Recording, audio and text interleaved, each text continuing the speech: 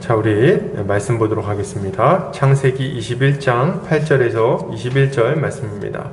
창세기 21장 8절에서 21절 말씀입니다.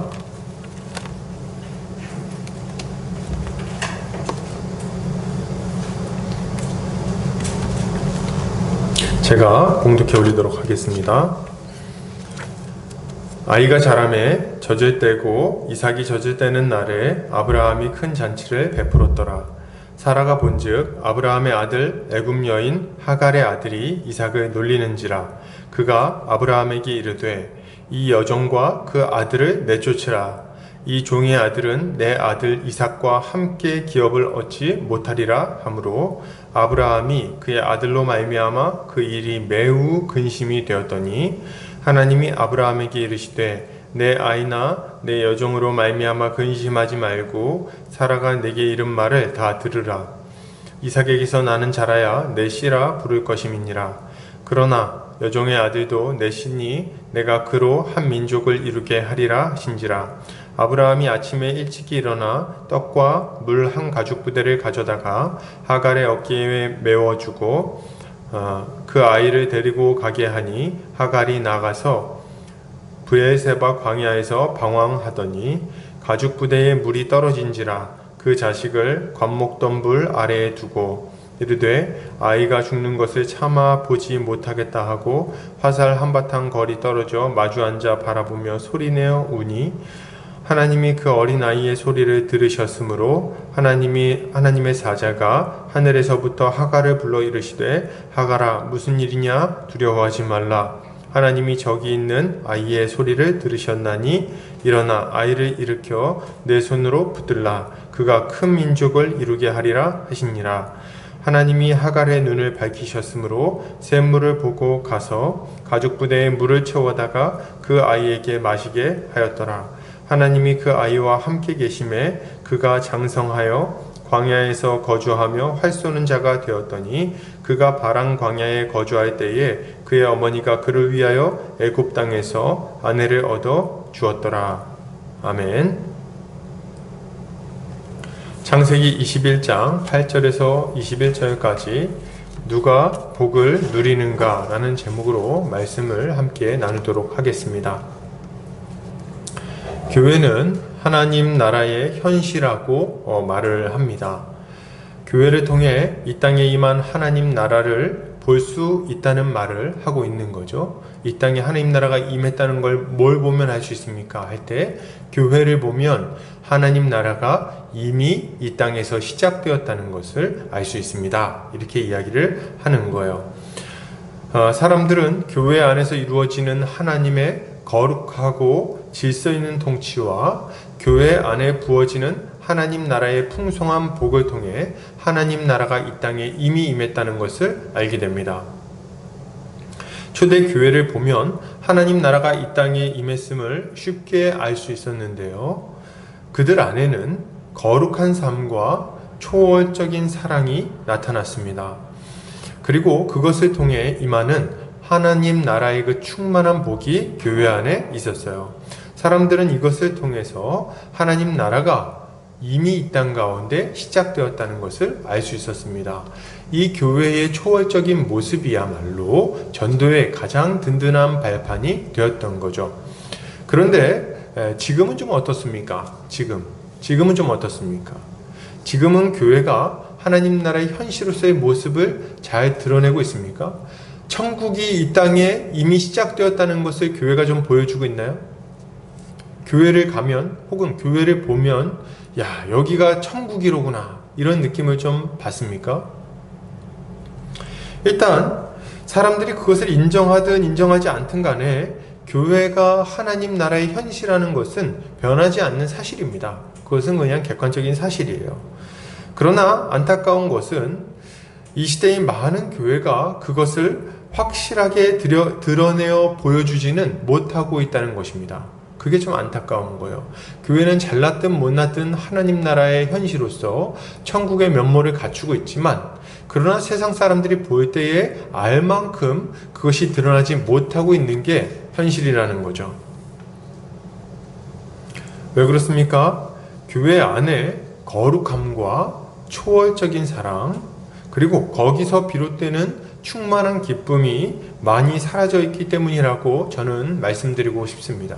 이거 참 알기가 어려워요. 그래서 교회를 보면 뭐 거룩해야 되는데 별로 그렇게 거룩하지 않은 것 같고, 그러니까 세상 사람들하고 똑같이 돈 사랑하고 명예 사랑하고 성공 사랑하고 그냥 이 세상 여러 염려에 사로잡혀 살아가는 것들 보면 이게 천국이 이렇게 시작이 되긴 됐는가? 약간 이런 생각이 들기도 하고, 교회에 오면 서로 사랑하고 막 아끼고 자기 것을 아낌없이 내어주고 심지어는 자기 목숨까지도 이웃을 위하여 내어줄 수 있는 모습이 좀 드러나야 되는데, 이제 교회 와보니까 이제 서로 시기하고 질투하고 미워하고 험담하고 뒷담화하고 뭐 이런 것들이 자꾸 나타나는 거예요. 그러니 어떻게 뭐 이제 하나님의 나라가 시작됐다고 느낄 수 있겠습니까? 여러분, 우리가 한국교회의 현실을 진단하면서 이런 말들을 자꾸 하게 되는 이유가 뭘까요? 왜 어떤 교회는 하나님 나라의 복을 충만하게 누리지 못하는 겁니까? 왜 어떤 교회는 그런 거죠? 그리고 어떤 교회는 또 반면에 하나님 나라의 복음을 아주 충만하게 누리며 살아갑니까? 그럼 왜 어떻게 해야 그걸 좀 충만하게 누릴 수 있습니까? 뭐 이런 질문도 우리에게 생기는 거죠.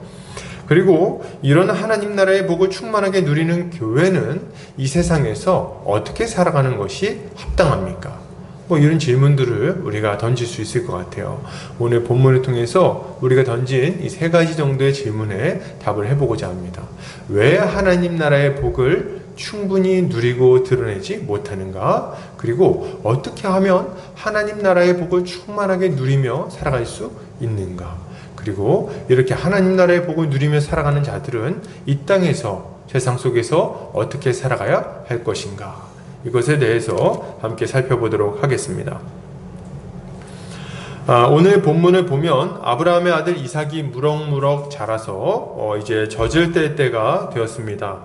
보면 아이가 자라매 젖을 떼고 이삭이 젖을 떼는 날에 아브라함이 큰 잔치를 베풀었더라, 이렇게 나오고 있는데, 당시에 이제 아이 때 이제 젖을 먹죠. 젖을 먹다가 젖을 떼는 때는 약 3살 정도 됐을 때 젖을 떼었다고 합니다. 이 당시에는. 요새는 좀 일찍 떼죠, 젖을.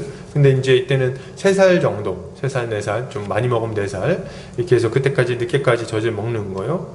그렇게 하다가 이제 젖을 뗍니다.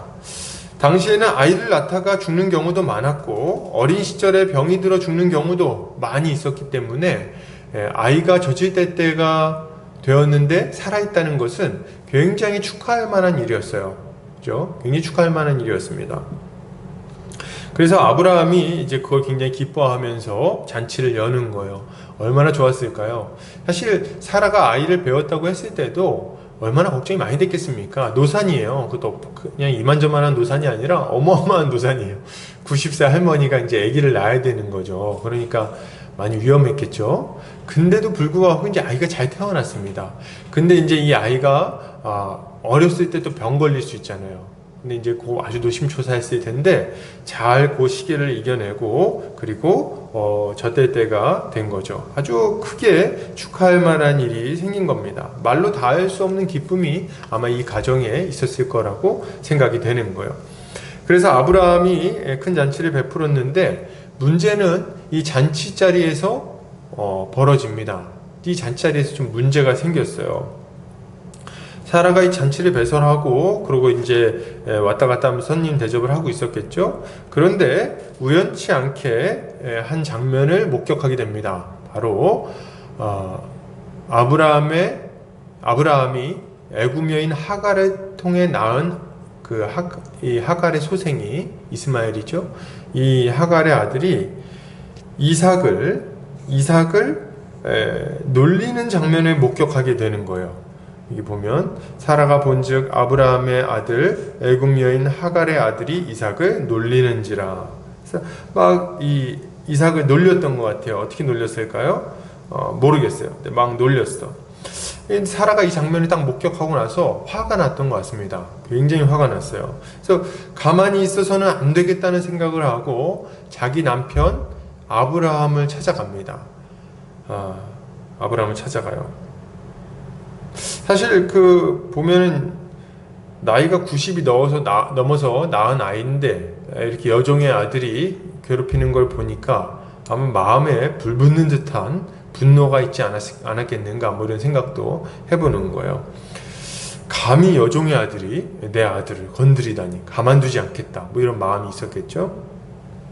그래서 이제 어떻게 하냐, 불러다가 꾸짖었냐. 딱 불러다가 너 일로와 이스마엘, 일로와 해가지고 이제 아주 따끔하게 혼을 냈느냐 했을 때 그렇지 않습니다. 그렇지 않아요. 일이 그 정도로 마무리되지가 않습니다. 아브라함에게 찾아가서 요청을 하는데요.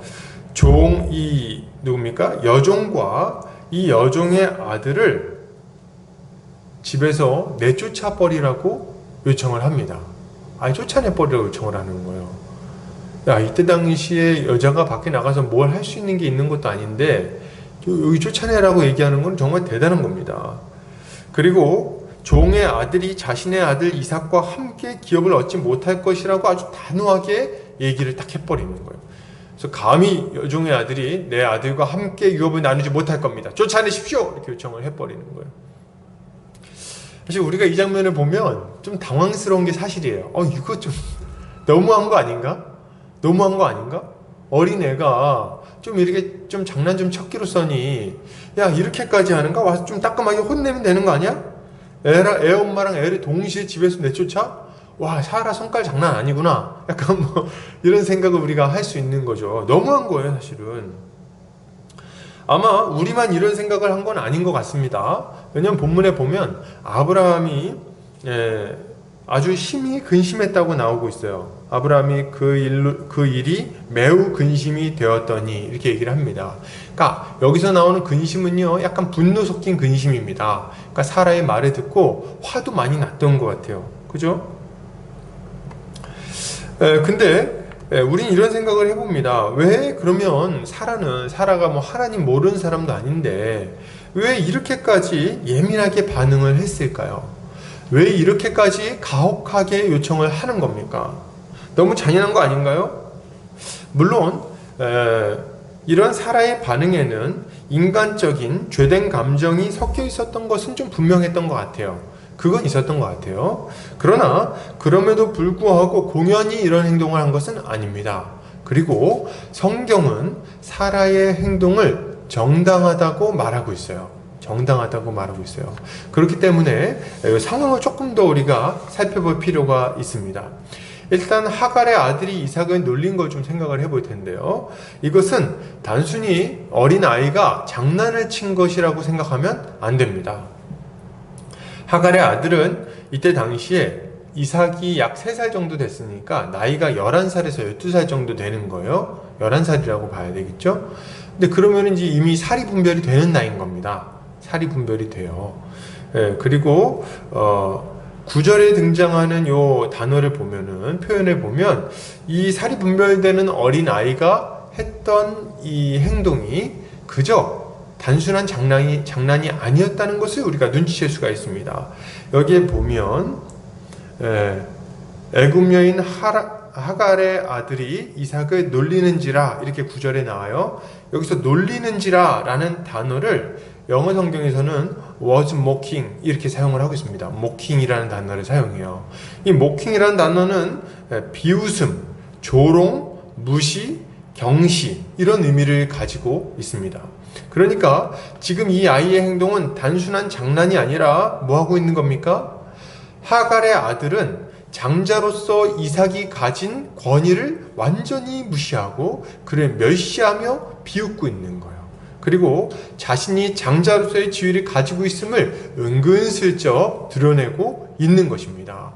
그래서 하나님이 보내주신 약속의 자손을 거절하고 자기의 권위를 주장하고 있는 아주 완악한 모습이 여기에 나타나고 있는 거예요.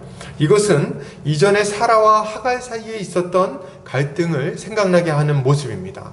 하갈은 교만해져서 자신의 위치를 지키지 않고 임신하지 못한 자신의 여주인 사라를 업신여겼어요. 이것은 하갈이 사라를 쫓아내고 그 자리를 차지하고자 했다는 것을 보여준다고 전에 저희가 살펴봤었죠.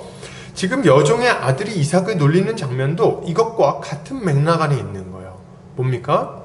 자신이 이미 나이도 많고 이미 가문 내에서 입지도 확보했고 그리고 영향력이 충분히 더 있다는 거예요. 그렇기 때문에 아직 어린 이삭이 이제 와서 이 집안의 적통이라고 이렇게 주장하는 것은 용납할 수 없다는 거죠. 그걸 지금 이 태도를 통해서 보여주고 있는 겁니다. 이것은 이 아이 안에 있는 교만함과 시기, 질투를 보여주고 있는 거예요. 이것이 이 행동의 원인인 겁니다. 근데 한편으로 생각해보면은 이해가 안 되는 건 아닙니다. 왜냐하면 아브라함도 이삭이 태어나기 전까지는 누구를 후계자로 생각했나요?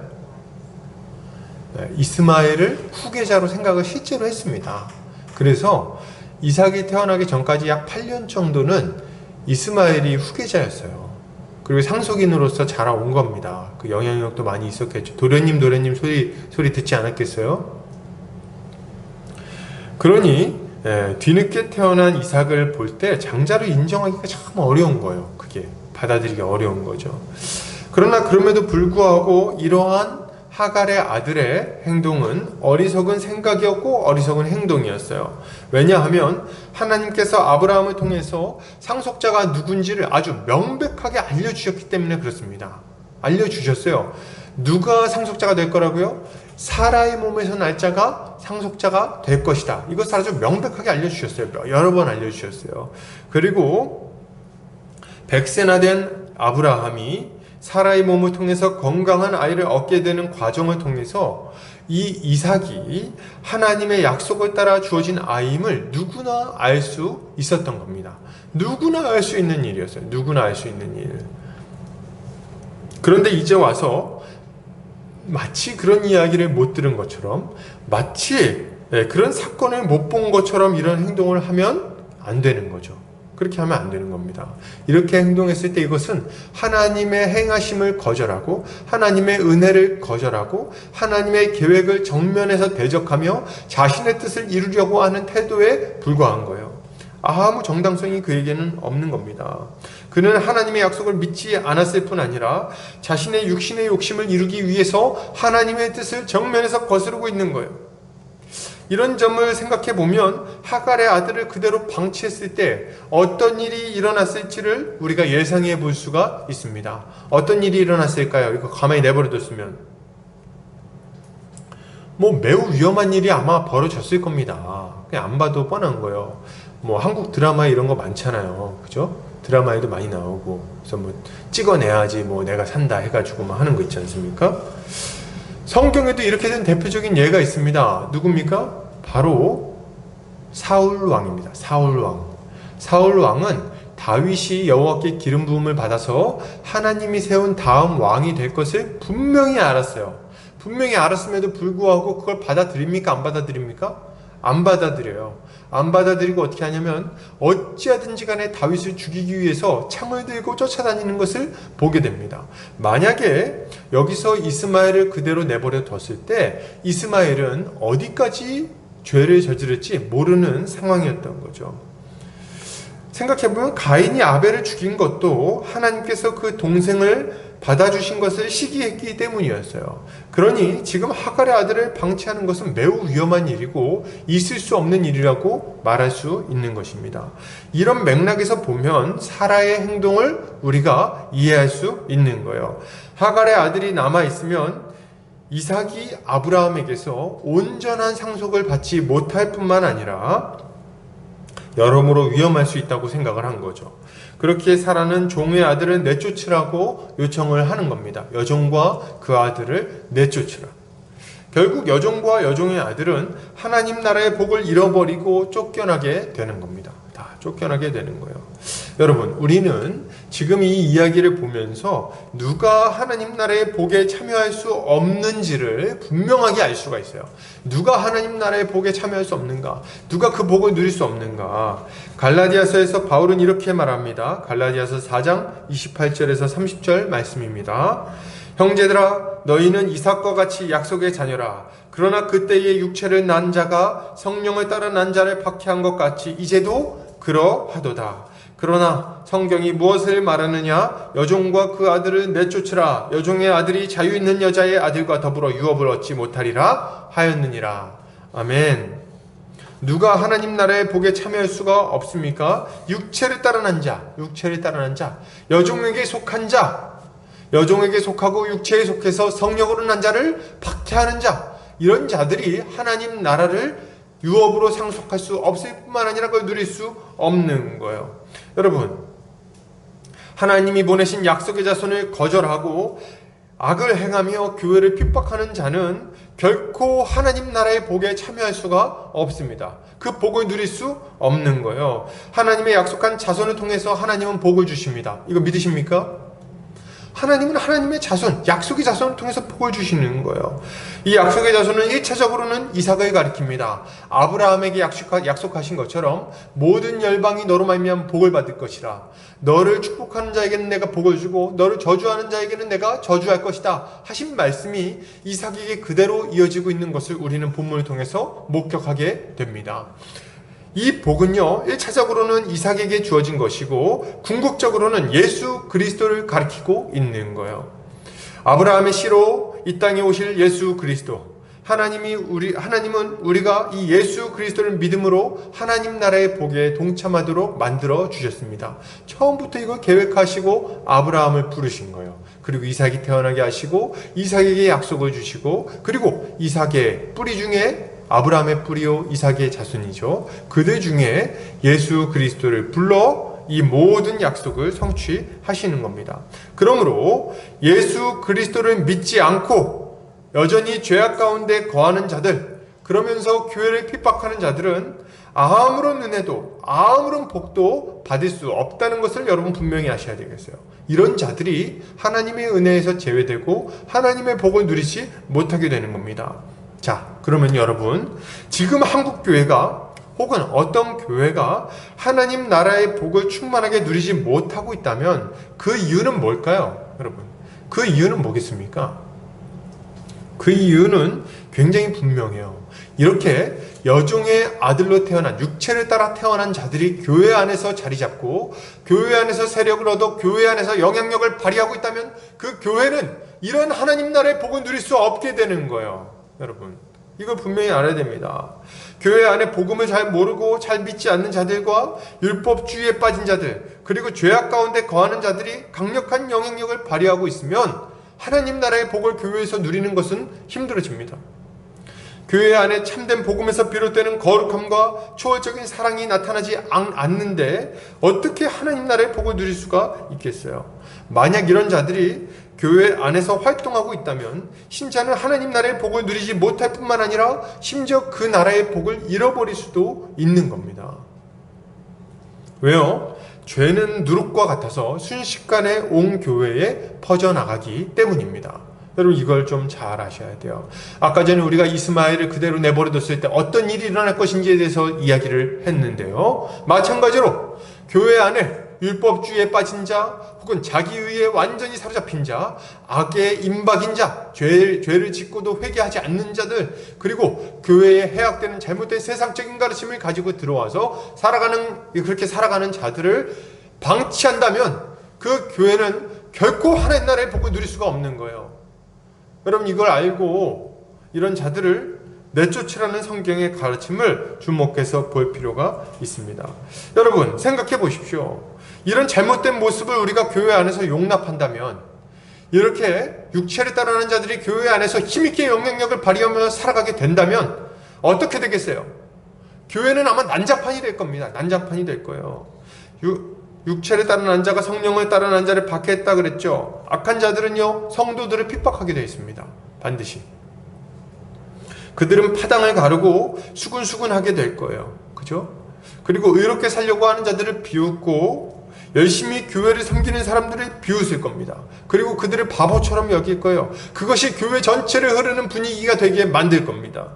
그들은 자기의 열심과 은사와 능력을 자랑하게 될 것이고, 자기보다 못한 사람들, 열심히 안 하는 사람들을 정죄하게 될 거예요. 자기를 내세우고 자기를 자랑하며 자기의 목소리를 내고 자기와 같지 않거나 자기에게 반대하거나 혹은 자기보다 못한 자들은 찍어 누르고 비난하고 비방하고 넘어뜨릴 겁니다.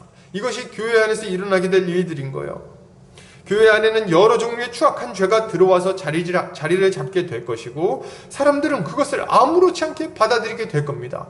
고린도 교회의 성도들이 온갖 종류의 죄에 임박해 있음에도 불구하고 아무 문제의식을 느끼지 못하고 살았던 것처럼 교회 안에는 온갖 종류의 죄가 들어와서 아주 만연하게 될 거예요. 그리고 서로 낄낄거리면서 그런 것을 공공연하게 이야기하게 되겠죠.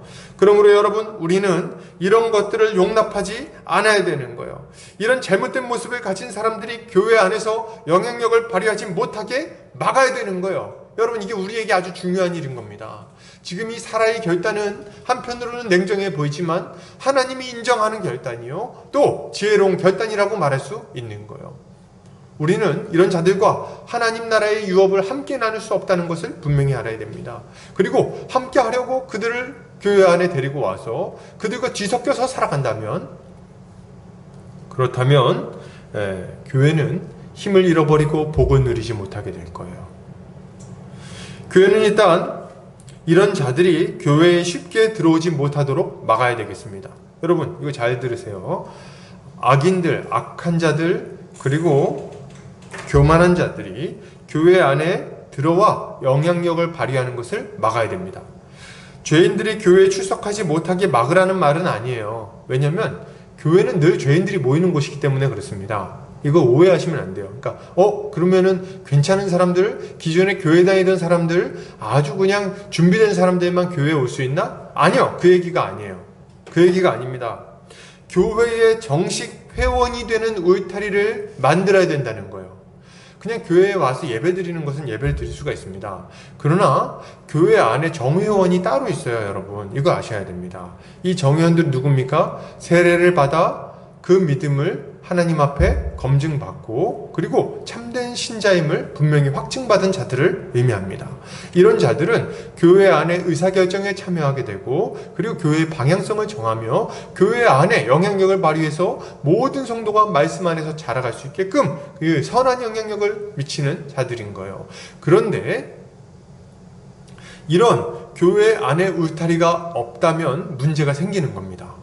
아무나 들어와서 교회에서 목소리를 내고 아무나 사람들에게 영향력을 발휘하게 되고 아무나 중요한 결정에 한 표를 던질 수 있게 된다면, 그렇다면 그 교회는 하나님의 뜻이 아니라 세상의 뜻대로, 세상의 방향으로, 마귀의 방식으로 살아가게 되어 있는 거예요.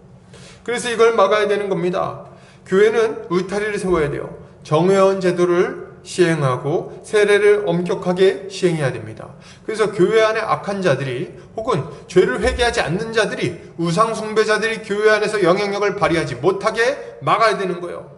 죄인들이 쉽게 교회의 중요한 자리에 앉아가지고 그 자리를 차지하고 앉아가지고 영향력 행사하고 막 떵떵거리고 이런 일이 없도록 막아야 된다는 거예요. 지금 한국교회가 왜 이렇게 어려운 가운데 처하게 됐습니까? 교회 안에 직분자들이 너무 악한 자들이 많아요. 이 목회자들을 포함해서 하는 얘기입니다. 어떻게 이런 일이 일어나게 된 거예요? 어떻게 이런 일이 일어나게 된 겁니까? 교회 안에 울타리가 다 무너져 있어서 그런 거예요. 그래서 아무나 다 그냥 좋은 자리 가서 그냥 목소리 크면 다 한마디씩 하고 있으니 이런 지경이 되게 된 거죠. 그래서 우리는 1차적으로 필요한 것은 교회의 울타리를 견고하게 세우고 울타리를 좀 높여야 돼, 이거는. 그래서 아무나 교회에 이 중요한 영향력을 끼치지 못하도록 막아야 되는 거죠. 그 신실한 자들을 보호해야 되는 거예요, 이 울타리로. 그리고 바른 진리를 힘써 가르쳐야 되겠습니다. 바른 진리, 복음의 진리를 힘써 가르쳐야 되는 거예요. 복음 가르치는 일에 열심히 전심전력해야 됩니다. 복음을 모르는 이들에게 복음을 가르치고 교회를 모르는 이들에게는 교회를 가르쳐야 되겠어요. 이 시대의 교회가 쉽게 죄로 기울어져서 무너지는 주요한 이유는 그들이 진리를 모르기 때문입니다. 진리가 그들 안에 깊이 새겨져가지고 이 심지 때문에 좌우로 흔들리지 않아야 되는데 진리가 없어요. 그러니 갈대처럼 이리 휘청 저리 휘청 하고 살아가고 있는 겁니다. 도대체 교회가 언제부터 이렇게 비실비실한 공동체가 된 거예요? 언제부터 이렇게 진리를 몰라가지고 방황하고 헤매고 있는 공동체가 됐냐는 거예요. 신천지가 도대체 뭐라고, 신천지 따위가 교회에 들어와가지고 몇 마디 말을 해가지고 성도들을 빼갈 수 있는 지경이 된다는 거예요. 그들의 가르침을 보면 정말 허접하게 그지없는데 그 아무것도 아닌 가르침들을 그냥 넘어가가지고 자기 인생을 다 허비하고 낭비하게 만든 것은 도대체 어떻게 된 일입니까? 교회는 왜 진리를 가르치지 않습니까? 제대로 왜 복음을 가르치지 않고 교회를 가르치지 않고 창세기부터 요한계시록까지 전체 통해서 나타나는 예수 그리스도를 왜 가르치지 않냐는 거예요. 이건 모르니까 악한 자들이 그냥 막 들어와서 이상한 얘기를 해도 다 받아들이는 거 아닙니까? 진리가 그 안에 없어서 그런 거예요. 진리가 그 안에 없어서. 조금만 어려움이 찾아오면 그냥 휘청휘청, 조금만 유혹이 찾아오면 또 넘어져가지고 어쩔 줄 몰라 하고. 왜 그런 겁니까? 그 안에 그들을 지탱하는 견고한 심지가 없기 때문인 거예요. 이 심지를 만들어야 돼요. 뭘로요? 말씀으로요. 말씀으로. 하나님의 영원한 진리의 말씀으로 그 심지를 만들어야 되는 거예요. 여러분, 말씀을 배우면요, 말씀은 살았고 운동력이 있어서 우리의 혼과 영감이 골수를 찔러 쪼갠다 그랬어요. 우리 안에 들어와서 우리를 콱 붙들고 하나님의 능력으로 지배합니다. 그래서 우리의 삶이 바뀌게 만들어주는 거예요. 말씀을 보는 게 뭐 내 인생에 무슨 도움이 되냐고요? 도움이 됩니다, 여러분. 도움이 됩니다. 뭐가 도움이 됩니까? 우리가 죄에서 벗어날 수 있는 능력을 줘요. 우리 인생을 고통스럽게 하는 그 이상한 삶 있잖아요. 이상한 삶. 막 그냥 내가 왜 이런지, 나도 내가 왜 이런지 몰라. 이런 삶을 이제 그만하게 한다는 거예요. 말씀이 우리를 딱 붙들어서 그 모든 악한 죄에서 떠나게 만듭니다. 우리 탁 붙들어서 죄책감을 느끼게 만들기도 하고, 두려움을 느끼게 만들기도 하고, 선한 것을 사모하게 만들기도 하고, 반면교사를 삼아가지고 이 악한 자들이 어떤 마지막을 맞이하게 되는지를 깨닫게 만들기도 하고, 말씀이 우리 안에 들어와서 우리를 딱 보호하는 거예요. 딱 붙들어주는 거예요. 누가 와서 우리를 시험해? 말씀이 딱 이겨내게 합니다. 괜찮아. 하나님이 너를 지키실 거야. 하나님 너와 함께 하실 거야. 두려워하지 마라.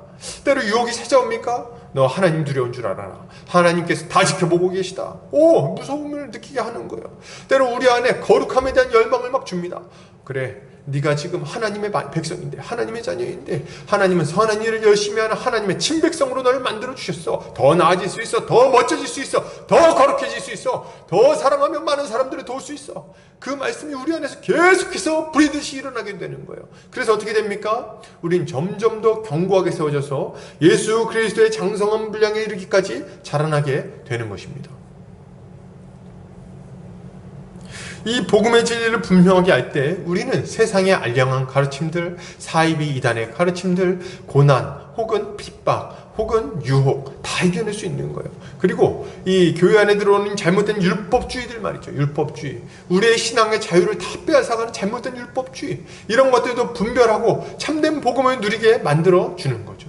이게 다 가능해지는 거예요. 뭘로요? 말씀을 들을 때, 복음을 배울 때 이게 가능해집니다. 말씀이 여러분 안에 깊숙이 자리 잡아서 우리 인생 전체를 지배할 때까지, 개인적으로는 그렇고요, 교회로 보자면 교회 전체에 하나님의 복음이 아주 힘있게 전파되어서 모든 성도들, 교회 나온 지 얼마 안 되는 성도들까지 다 이 복음에 완전히 사로잡혀 살아갈 때까지 우리가 말씀을 배워야 되겠어요. 그래서 무슨 얘기 한마디 하면은 그거 복음 어디서 좀 나온 얘기인데, 내가 들어본 얘기인데 얘기할 수 있어야 되겠어요. 말씀을 배우셔야 돼요. 교회에 대해서 이렇게 저렇게 살아야 됩니다 얘기를 하면 그 교회 어디서 배웠던 건데 이렇게 얘기할 수 있도록 말이죠.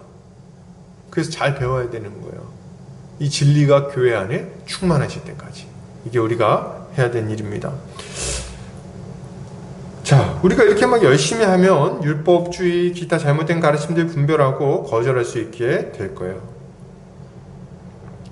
자, 그런데 말이죠, 그럼에도 불구하고, 우리가 이렇게 했는데도 불구하고 정말 세상살이 쉽지 않고 신앙생활은 만만치 않습니다. 우리가 이렇게 열심히 했는데도 불구하고 교회의 정회원이나 세례 교인 중에 이런 악한 교리를 따르거나 악한 행실을 회개하지 않는 자들이 나타나면 어떡합니까? 안 그러길 바라요. 안 그러길 바라는데 기독교 역사를 살펴보면 이런 예가 참 많이 있습니다. 참 많이 있어요. 그럼 어떻게 해야 될까요? 교회 안에 정회원, 이미 교회 안에 이미 영향력 있는 자리에 들어왔는데 악한 행동을 하거나 회개하지 않고 계속해서 막 그냥 잘못된 가르침을 가르치고 막 그렇게 하는 자가 들어오면 어떻게 해야 됩니까? 교회는 이런 자들을 권징을 시행함으로 교회에서 쫓아내야 돼요. 이렇게 함으로 적은 누룩이 온덩이에 퍼지지 않도록 막아야 하는 것입니다. 물론 권징은 절차를 밟아서 하게 되어 있습니다. 절차를 밟아서 하게 돼 있어요. 모든 것이 마음에 안 든다고 해서 막 내보내는 게 아니에요. 그런 게 아니지만 교회 안에 이런 잘못된 가르침을 가르치거나 죄 가운데 거하고 회개하지 않는 자들까지도 무작정 용납하는 것은, 무작정 그것을 다 받아들여주는 것은 하나님의 뜻이 아닙니다. 여러분, 이걸 알아야 돼요. 사랑이라는 이름으로 죄와 비진리를 용납할 수는 없는 거예요. 이것을 분명히 알고 우리는 죄에 대해서 단호하게 대처해야 되는 겁니다. 이렇게 할 때 모든 성도는 하나님 나라의 복을 빼앗기지 않고 누리며 살아갈 수 있는 거예요. 이걸 알고 하나님 나라의 복을 빼앗기지 않기 위하여 애쓰는 우리 성도님들 되시기를 주의 이름으로 축복합니다. 자, 계속해서 좀 보겠습니다. 그렇다면 하나님 나라를 유업으로 받아 풍성하게 누리기 위해서는 어떻게 해야 될까요? 방금 전에 얘기한 것도 있겠지만 같은 맥락에서 좀 더 살펴보도록 하겠습니다. 본문을 좀 계속 보면요, 아브라함은 사라의 말을 듣고 아주 크게 근심합니다. 아주 크게 근심해요. 사실 그렇죠. 아들을 내쫓으라는 말인데 그것도 한두 해 같이 산 아들입니까? 11년 같이 살았어요. 몸 살비대 끼면서 막 안고 뽀뽀하고 막 그러면서 11년 동안 같이 살았어요. 근데 지금 그 아이를 내쫓으라니 이게 어떻게 받아들일 수가 있습니까? 그것도 사라야 뭐 자기 배에서 낳은 아이가 아니지만 아브라함은 진짜 자기 자식이잖아요. 그러니까 아주 크게 근심이 됐을 겁니다. 아마 화도 나고 뭐 고통스럽기도 하고 했던 것 같아요. 그런데 하나님께서 이런 아브라함에게 말씀을 하십니다. 뭐라고요? 하나님이 아브라함에게 이르시되 내 아이나 내 여종으로 말미암아 근심하지 말고 사라가 내게 이른 말을 다 들으라. 이삭에게서 나는 자라야 내 씨라 부를 것임이니라. 이렇게 말하고 있어요. 하나님은 아브라함에게 사라가 말한 대로 여종과 그 아이를 다 내보내야 된다고 말씀을 하십니다. 왜냐하면 이삭에게서 난 자가 아브라함의 후손이 될 것이기 때문이라고 말씀하시는 거예요. 그리고 하나님은 아들 때문에 근심하는 아브라함에게는 이스마엘도 이 여종의 아들도 한 민족을 이루게 할 거니까 너무 걱정하지 마라, 이렇게 위로의 말씀을 주십니다. 사실 이 내용은 여기 나오는 요 이야기는, 사라가 얘기한 이런 것들은 18장에서 벌써 알려주신 얘기입니다. 여러분, 18장에서 알려준 얘기예요. 18장에서 하나님은 이삭과 그 후손을 통해서 영원한 언약을 맺으실 거라고 벌써 얘기를 하셨습니다. 사라에게서 아이가 태어날 것이고 그 아이와 영원한 언약을 맺으실 거다. 그리고 이스마엘은 어떻게 돼요? 12두령을 낳고 큰 나라가 될 것이라고 말씀을 이미 하셨습니다. 그러니까 그때 얘기를 하셨어요. 아마도 아브라함은 지금 이제 하나님 얘기를 들을 때 그때 그 약속을 다시 떠올렸는지도 모르겠습니다. 그리고 근심을 좀 저버릴 수 있었겠죠. 근데 이제 오늘 본문을 볼 때 여기서 인상 깊은 표현이 딱 등장합니다. 뭡니까? 이삭에게서 나는 자라야 내 씨라 부를 것임이니라. 이렇게 얘기를 합니다. 이삭에게서 난 자라야 내 씨라 부를 것이다. 이 말은요, 하나님 나라를 누가 유업으로 받을 것인지, 누가 참 상속자인지를 가리키는 표현입니다. 이걸 분명하게 갈라주는 표현인 거예요. 하나님은 약속의 자손인 이삭을 통해서 태어나는 자들만이 아브라함의 자손으로서 하나님 나라를 유업으로 받게 된다는 것을 알려주고 계신 거예요. 그래서 이삭이 약속의 자손이고 약속의 자손에게 속한 자들만 하나님 나라를 유업으로 받는다, 이렇게 이야기를 하는 거죠. 근데 여러분, 이 말은 이삭의 혈통적으로 이삭의 혈통이 하나님 나라를 유업으로 받는구나, 이렇게 이야기한 걸로 이해하시면 안 됩니다. 그건 틀린 얘기예요. 로마서에서 바울은 이렇게 말합니다. 로마서 9장 7절 8절이에요. 또한 아브라함의 씨가 다 그의 자녀가 아니라 오직 이삭으로부터 난 자라야 내 씨라 불리리라 하셨으니 곧 육신의 자녀가 하나님의 자녀가 아니요 오직 약속의 자녀가 씨로 여기심을 받느니라, 이렇게 이야기를 합니다.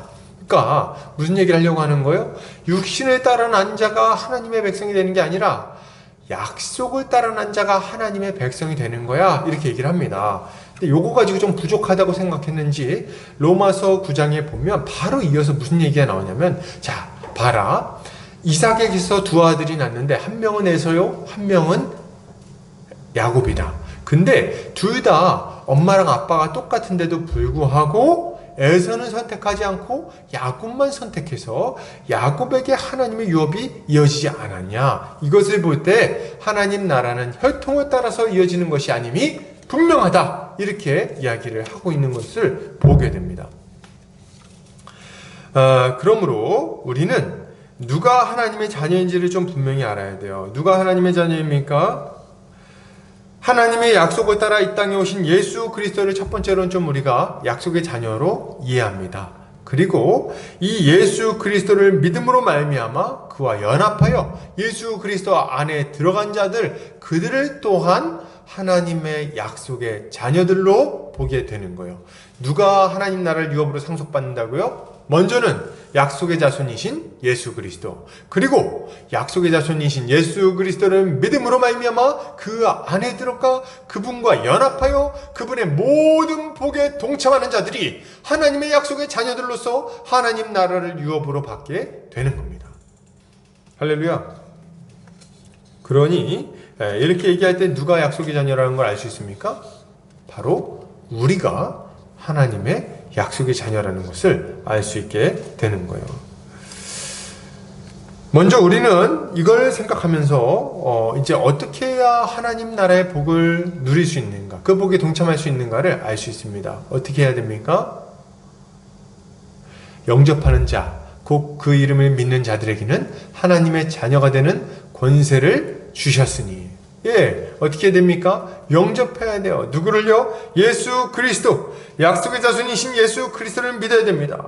복음을 듣고 예수를 나의 주, 나의 하나님으로 받아들여야 되는 거예요. 그렇게 할 때 우리는요, 예수 그리스도를 통해서 하나님의 자녀의 권세를 얻게 되는 겁니다. 하나님의 자녀가 되는 거예요. 주님은 지금도 문 밖에 서서 우리의 문을 두드리고 있다, 이렇게 이야기를 하고 계십니다. 우리 가운데 아직 예수를 안 믿는 분이 계십니까? 그렇다면 우리 주님이 지금 그 문 앞에서 우리의 마음 문을 두드리고 있다는 것을 기억하시기 바랍니다. 우리 주님이 우리의 마음 문을 두드리고 계세요. 뭐라고 말씀하십니까? 문을 열어라. 문을 열면 내가 너에게로 들어가서 너와 더불어 먹고 너와 함께 영원토록 거할 것이다. 그러니 너의 마음 문을 활짝 열고 나를 영접해라. 우리 주님이 말씀하시는 거예요. 누구든지 이 예수를 믿고 겸손히 예수의 이름을 부르는 자들마다 예수 그리스도와 함께 그 영원한 하나님 나라의 복락에 동참하게 되는 겁니다. 그리고 두 번째로 우리는 우리의 공로, 율법의 행위를 의지하지 않고 오직 예수 그리스도를 의지하여 하나님께 나아가야 됩니다. 그렇게 할 때 하나님 나라의 복을 누릴 수가 있는 거예요. 성경은 우리가 하나님 나라의 복을 누리는 데 있어서 어떠한 공로도 필요하지 않다고 누누이 이야기를 합니다. 왜 이런 이야기를 지금 해야 되는 걸까요? 왜 이런 얘기를 해야 됩니까? 쓸데없이 왜 갑자기 이런 얘기를 하지? 이런 생각 들 수 있어요. 왜 그러냐면 너무 많은 사람들이 예수를 믿는다고 말하고 교회를 다니는데도 불구하고 율법주의에 빠져가지고 하나님 나라의 복을 다 잃어버리고 있다는 것을 우리가 그런 것들을 우리가 보기 때문에 그렇습니다. 그런 사람들이 너무 많아요. 교회를 다니고 예수를 믿습니다. 그러니까 예수를 믿는다는 건 예수를 구주라고 고백한다는 거예요. 근데 교회를 다닐 때 보면요, 행복하지 않거든요. 교회 다닐 때 보면 너무 그냥 종살이 하듯이 신앙생활을 하고 있거든요. 너무 고통스러워 하거든요. 도대체 왜 그러냐는 거예요. 교회를 다니는데도 불구하고 왜 복을 다 잃어버렸냐는 거예요. 그 이유가 어디에 있습니까? 그 이유가 뭐냐면 이 복음 대신에 다른 복음을 받아들였기 때문에 그렇습니다. 처음 시작은 복음으로 시작했는지 모르겠어. 근데 중간에 잘못된 거짓 교사들이 와가지고 다른 복음을 전했어요. 근데 그걸 너무 쉽게 받아들여 버렸네. 그래가지고 어떻게 된 거예요? 율법주의에 빠져가지고 자기 신앙생활을 종노릇하는 걸로 바꿔버리는 겁니다. 그래가지고 하나님 나라의 복락을 다 잃어버리고 고통스럽게 신앙생활을 하고 있는 거예요. 지금 현재도 말이죠. 여러분, 이건 참 어리석은 일입니다. 우린 이걸 주의해야 돼요. 조심해야 돼요. 절대로 이런 잘못된 방향으로 나가지 않도록 해야 하는 것입니다. 사도 바울이 갈라디아서에서 뭐라고 경고합니까? 하늘로부터 온 천사라 할지라도 내가 너희에게 전한 복음 외에 다른 복음을 전한다면 저주를 받을 것이다, 이렇게 이야기를 하고 있습니다. 여러분, 그러니 우리가 그런 가르침에 넘어가면 안 되는 거예요. 누가 와서 얘기합니까? 야, 너 지금 이렇게 좀 인생이 좀 피곤하지? 왜 그러냐면 이걸 안 해서 그래. 네가 기도를 몇 시간 안 해서 그래. 말씀을 얼마 안 봐서 그래. 너 지금 가난하다고? 11조를 안 해서 그래. 뭘 안 해서 그래. 이걸 더 하면 복을 누리게 될 거야. 이런 종류의 이야기를 자꾸 합니까? 여러분, 그렇다면 여러분 그들의 가르침을 경계하시고 거절하시기 바랍니다. 거기에 넘어가는 순간 우리 신앙의 복을 다 잃어버려요. 하나님 나라의 복락을 다 잃어버립니다. 그리고 종살이하게 되는 거예요. 여러분, 우리는 하나님 나라의 복을 누리는 데 있어서 어떠한 공로도 필요하지 않다는 것을 확신해야 됩니다. 갈라디아서 2장 16절 이렇게 말합니다. 사람이 의롭게 되는 것은 율법의 행위로 말미암음이 아니요 오직 예수 그리스도를 믿음으로 말미암는 줄 알므로 우리도 그리스도 예수를 믿나니 이는 우리가 율법의 행위로서가 아니고 그리스도를 믿음으로써 의롭다함을 얻으려 함이라.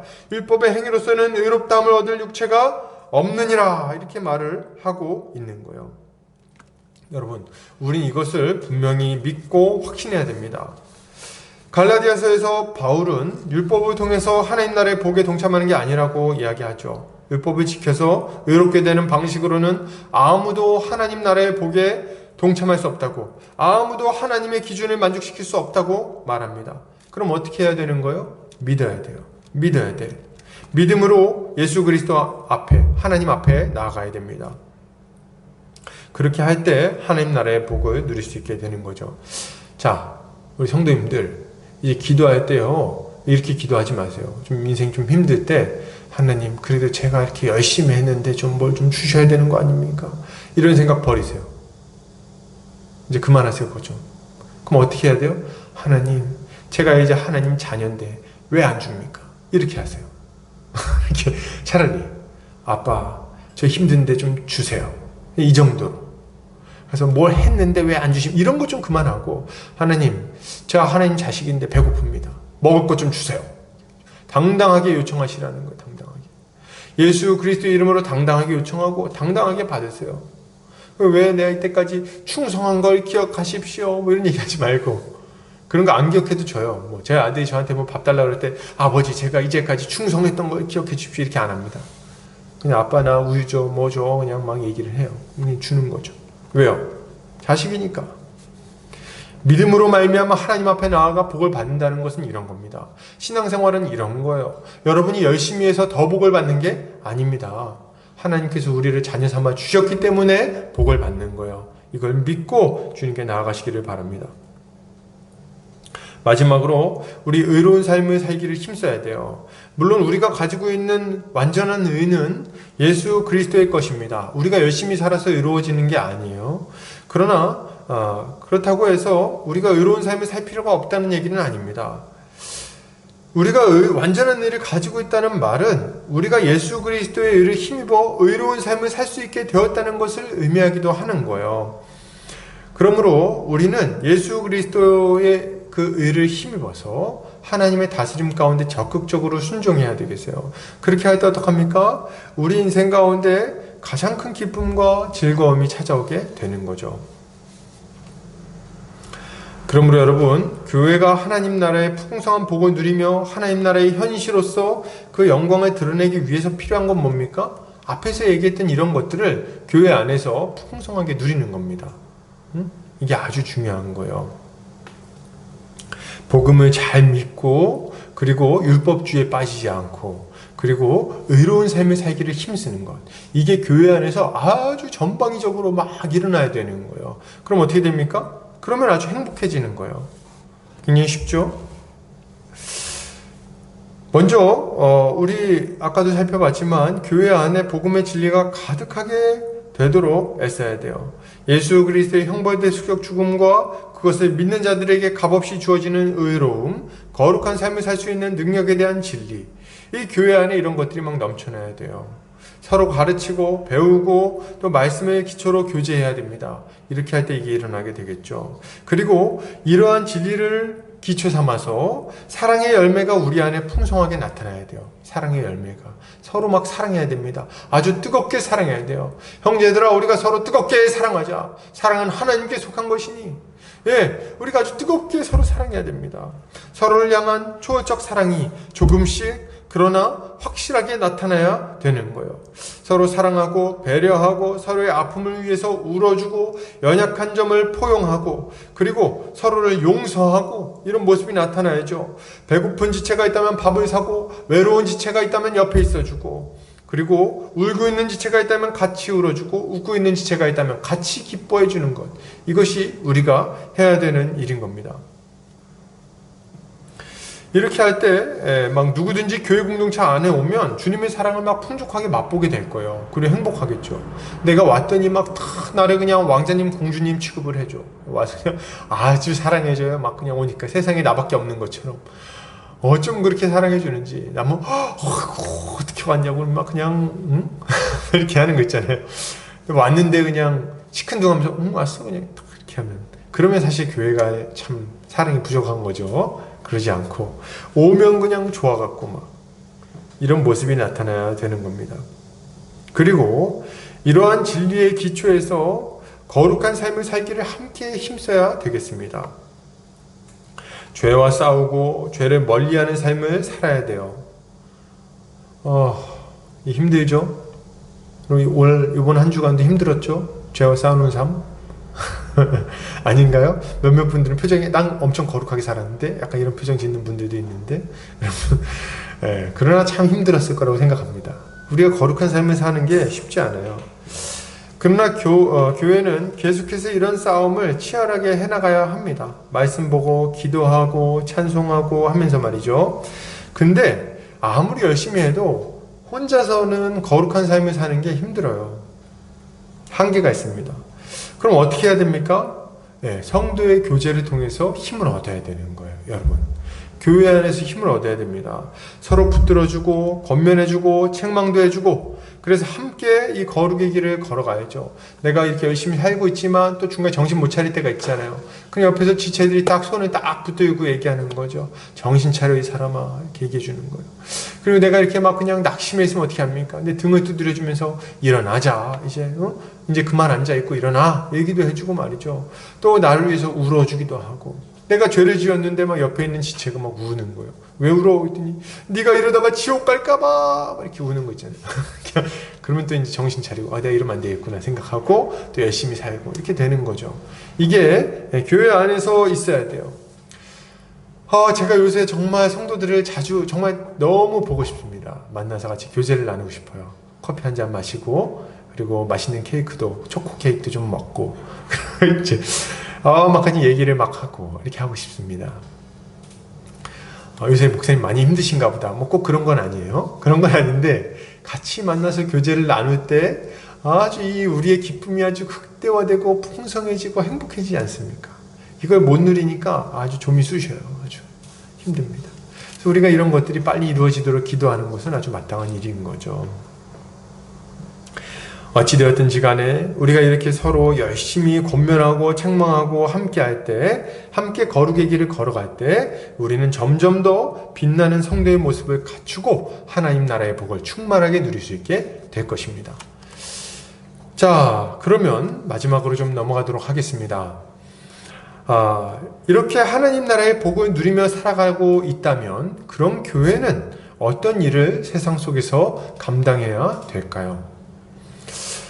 아브라함은 하나님의 약속을 믿음으로 하갈과 이스마엘을 내보냅니다. 참 내보낼 때 마음이 기가 막혔겠죠. 자기 아들하고 자기 아내인데 뭐 여종이지만 동시에 아내잖아요. 근데 뭐 이렇게 뭐 떡하고 물 한 가죽 부대를 어깨에 지워가지고 그걸 이렇게 보내는 거예요. 갈 데도 없어. 막 보내. 하갈이 아브라함을 떠나서 나갔는데 정말 갈 데가 없는 걸 딱 보면 알아요. 뭐라 그래요? 브엘세바 광야에서 방황합니다. 돌아가지는 못하고 갈 곳도 없고 애국으로 내려갈 것도 아니고 그러니까 그 광야에서 막 방황하고 있는 거예요. 어디 가면 무슨 꼴을 당할 줄 압니까? 애도 있는데. 그래 막 광야에서 방황하는데 물이 다 떨어졌네.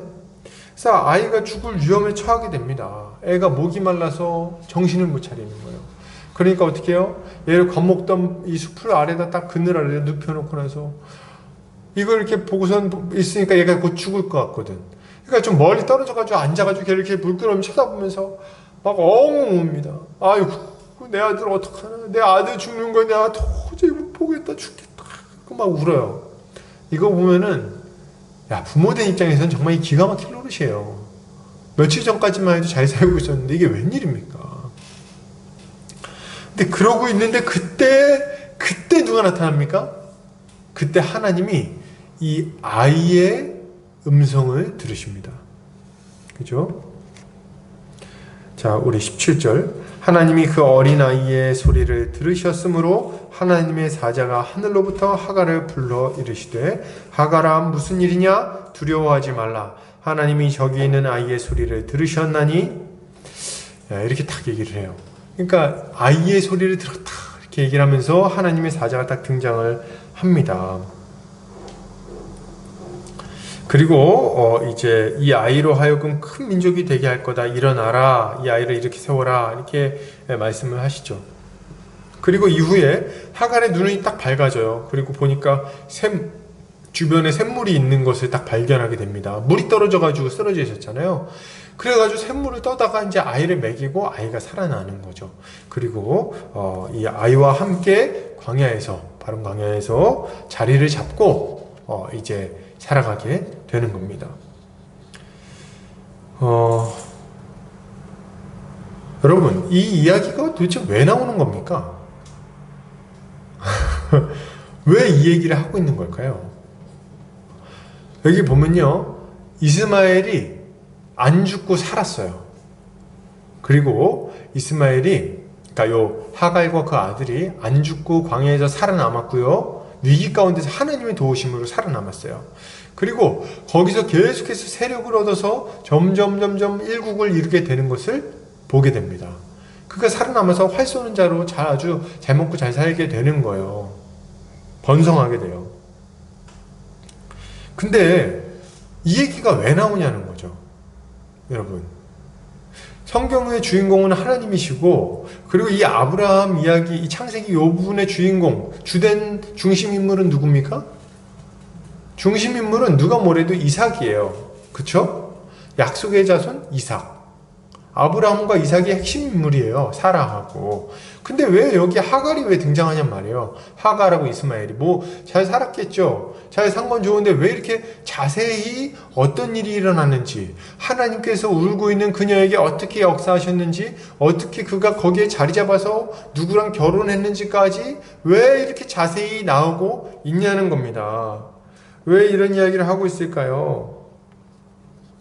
그 이유는 하나님께서 아브라함과 이삭을 통해서 궁극적으로 이루시고자 하는 것이 무엇인지를 알려주시려고 하는 거예요. 그걸 알려주려고 하시는 거예요. 하나님의 뜻은 뭡니까? 하나님은 아브라함과 이삭과 그 후손들만 하나님의 백성이 돼서 잘 먹고 잘 사는 걸 원하시는 거예요? 아니요, 그렇지 않다는 거예요, 여러분. 창세기 12장에 처음 아브라함을 부르실 때부터 하나님의 눈은 어디를 향해 있습니까? 열방을 향해 있습니다.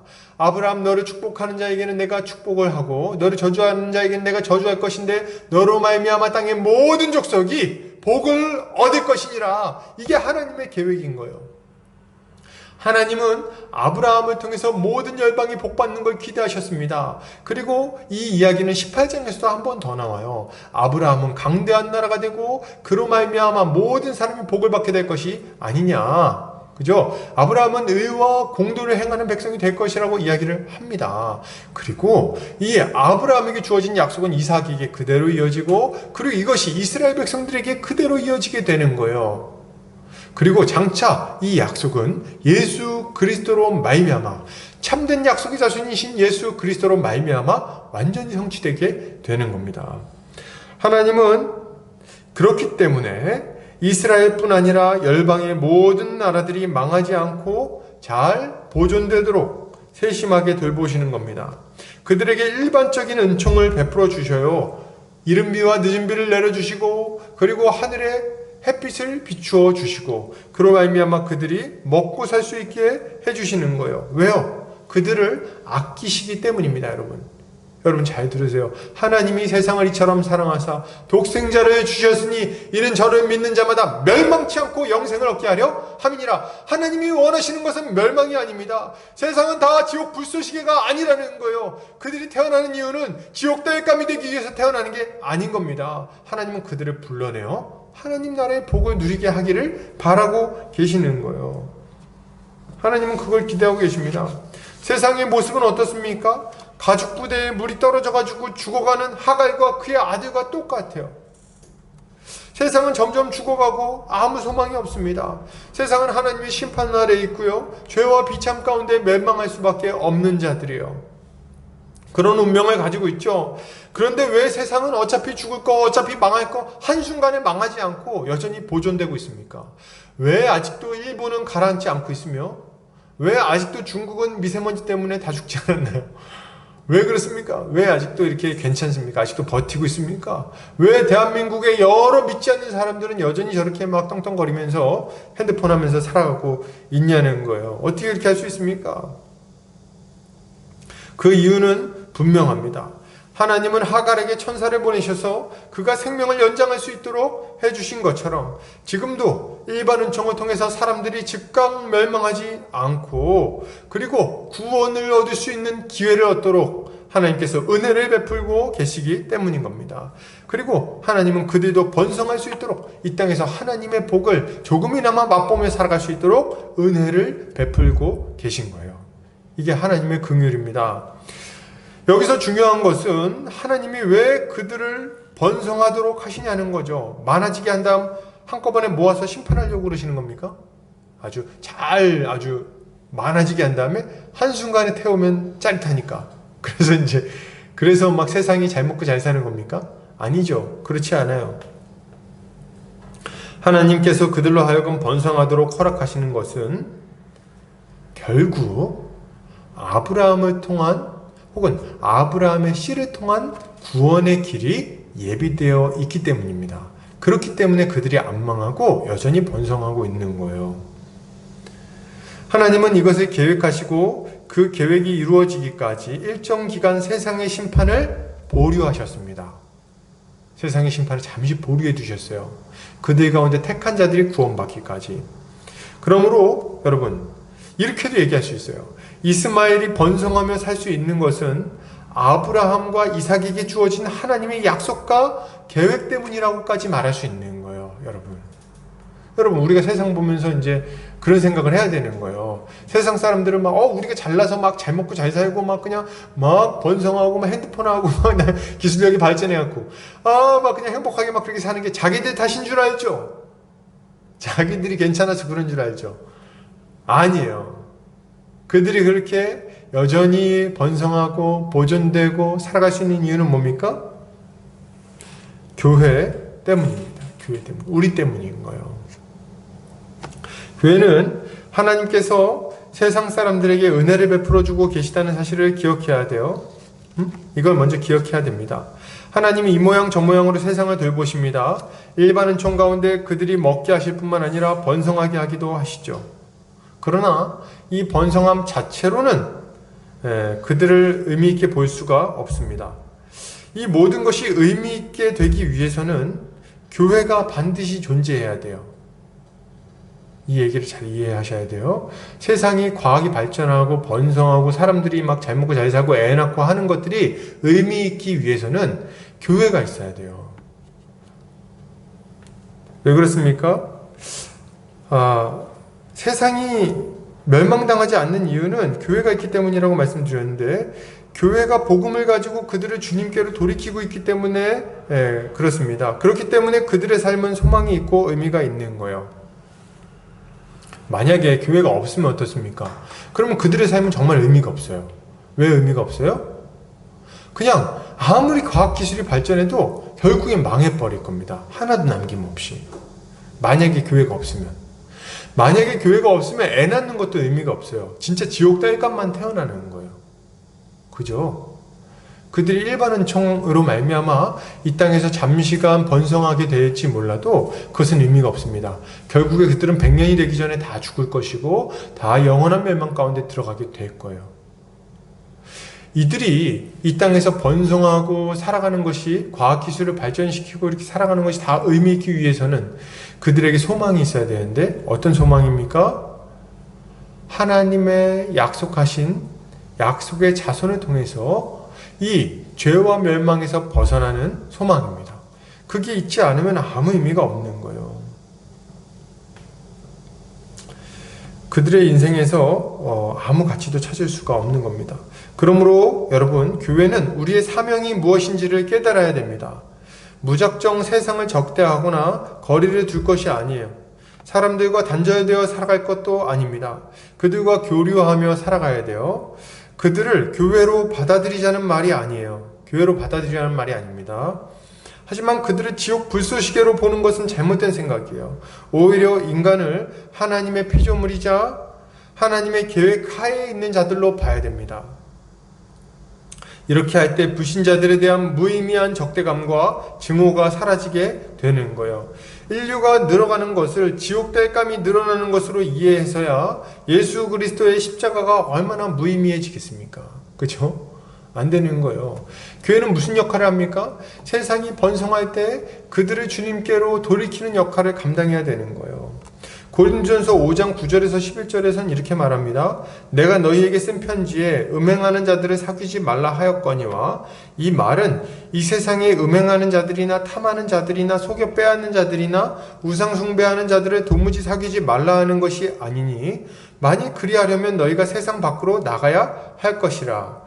이제 내가 너희에게 쓴 것은 만일 어떤 형제라 일컫는 자가 음행하거나 탐욕을 부리거나 우상숭배를 하거나 모욕하거나 술 취하거나 속여 빼앗거든 사귀지도 말고 그런 자와는 함께 먹지도 말라 함이라. 이게 무슨 말입니까? 그러니까 우리는 자꾸 거룩하게 살아야 된다는 얘기를 하잖아요. 거룩해야 된다. 거룩한 삶을 살아야 된다. 교회가 중요하다. 이런 얘기 자꾸 하잖아요. 그러니까 어떤 사람들은 세상 사람들하고 아예 안 만나려는 생각을 할 수가 있습니다. 수도원 같은 데 들어가서 아예 거의 고립돼서 사는 걸 생각할 수 있다는 거예요. 근데 성경은 분명하게 얘기합니다. 아니, 그 얘기를 하는 게 아니야. 그 얘기가 아니라 교회 안에 악한 자들이 와서 영향력을 발휘하는 걸 막으라는 거지. 너네가 만약 세상 사람들하고 같이 밥 먹고 교제 나누고 하는 걸 아예 안 하려고 그러면 어떻게 그들하고 같이 세상 속에 살아갈 수가 있겠니? 그렇게 하면 안 되는 거야. 이렇게 얘기를 하죠. 이 얘기 자체가 뭡니까? 우리는 이 땅에서 세상 사람들 사이에 섞여서 그들에게 영향력을 주며 살 수밖에 없다는 것을 말하고 있는 겁니다. 그리고 그렇게 살아갈 때 비로소 우리는 우리의 사명을 감당할 수 있기도 한 거예요. 우리 사명은 뭡니까? 그들에게 복음을 전파함으로 말미암아 그들이 그 허망하고 허탄한 삶에서 벗어나 참되고 의미 있는 인생으로, 약속의 자손에게 동참하여 약속의 자손이 되는 그런 인생으로 바뀌게 되는 것을 우리가 원해야 되는 거죠. 그리고 그렇게 되도록 해야 되는 거죠. 자, 여기까지 좀 생각해보면 좀 추가로 이런 생각을 해볼 수 있습니다. 여러분, 세상의 정치, 문화, 경제, 과학기술 등등 이런 것들을 무조건 미워하거나 배척해서도 안 됩니다. 세상 학문이라 그래서 막 그런 거 다 싫어하면 안 돼요. 물론 세상이 악한 사탄의 통치 가운데서 굉장히 강력하게 악한 문화를 조성하는 것도 사실입니다. 그건 사실이에요. 드라마 같은 거 보면은 아주 깨끗하지 않아요. 보면. 그러나 이들의 번성한 문화 자체를 우리가 부정할 수 없습니다. 예수 그리스도 안에서 그런 것들을 우리는 선하게 사용될 수 있다는 것을 알아야 됩니다. 그리고 이걸 알아야 돼요. 그래서 문명을 거절할 것이 아니라 그것들을 주님 안에서 선하게 사용하는 것이 필요한 거예요. 미국의 어떤 아미쉬인가요? 이런 데 보면요, 지금도 마차 타고 다니고 지금도 이렇게 옛날처럼 하고 다니고 전기 안 쓰고 이렇게 하는데 그거 어리석은 겁니다. 그렇게 하면 안 돼요. 우리도 막 세상 사람들이 세상 학문 이렇게 해가지고 공부하는 거를 배척하고 맨날 성경 공부랑 기도하는 것만 중요하게 생각하고 이렇게 하면 그것도 또 옳지 않은 거다. 이 얘기를 좀 드리고 싶습니다. 교회는 하나님께서 세상 가운데 베풀어 주신 일반 은총을 의미 있게 만들어주는 하나님의 선물이라고 할 수 있어요. 그러니까 일반 은총, 우리가 보는 과학기술이라든지 문화라든지 모든 것을 가치 있고 의미 있는 것으로 바꾸는 역할을 누가 하는 겁니까? 그걸 교회가 하는 거예요, 여러분. 그걸 교회가 하는 겁니다. 그러니 교회가 없으면 세상은 정말 의미가 없어요. 교회가 하나님이 주신 선물입니다. 세상은 교회를 보면서 하나님께 감사해야 되는 거예요. 죽을 수밖에 없었던 이스마엘의 인생이 하나님의 사자로 인해 연장되고 이삭을 통해 의미 있어진 것처럼 심판받을 수밖에 없는 이 세상도 하나님의 은혜로 견디고 있으며 교회를 통해 구원받고 의미 있게 되는 겁니다. 지금 세상에 우리가 이런 것들을 좀 잘 알고 세상을 살 필요가 있는 거죠. 그러므로 교회는 세상을 향해 적대적인 태도가 아니라 긍휼히 여기는 태도를 가지고 접근해야 되겠어요. 긍휼히 여기는 태도를 가지고 그들이 하나님의 형상임을 인정해야 됩니다. 또한 하나님의 일반 은총 가운데 주신 인류 문명을 부정해서도 안 됩니다. 국가를 부정해도 안 돼요. 그것을 긍정하고 하나님께 영광 돌리는 도구로 사용하는 것이 마땅합니다. 이렇게 할 때 하나님이 베푸신 은총을 의미 있게 열매 맺게 되는 거죠. 무엇보다도 교회는 세상에 복음을 전함으로 그들을 향한 하나님의 계획을 드러내야 되겠습니다. 이게 제일 중요해요. 그들을 하나님의 선한 계획 안으로 인도해야 되는 거죠. 어떻게 해요? 복음을 전함으로. 이것이야말로 하나님 나라의 복을 받아 누리는 교회가 가장 힘써야 할 일입니다. 자, 결론을 드립니다. 여러분, 교회와 세상은 구분돼야 됩니다. 세상과 섞여서는 안 되죠. 세상이 교회 안에 들어와 악한 영향력을 발휘하는 것을 용납해서는 안 됩니다. 세상과 교회는 유업을 함께 나눌 수 없는 거예요. 그러나 세상을 미워하거나 배척해서도 안 됩니다. 세상은 교회를 통해 하나님의 기쁨이 될 수 있기 때문에 그렇습니다. 그렇기에 교회는 세상을 하나님께로 이끄는 사명을 끝까지 감당해야 되겠어요. 이것이야말로 세상 속에 살아가는 교회가 가져야 할 마땅한 모습인 겁니다. 이렇게 한 주간도 교회로서 거룩하게 살아가며 사명을 감당하는 성도님들 되시기를 주의 이름으로 축복합니다. 자, 같이 기도하겠습니다.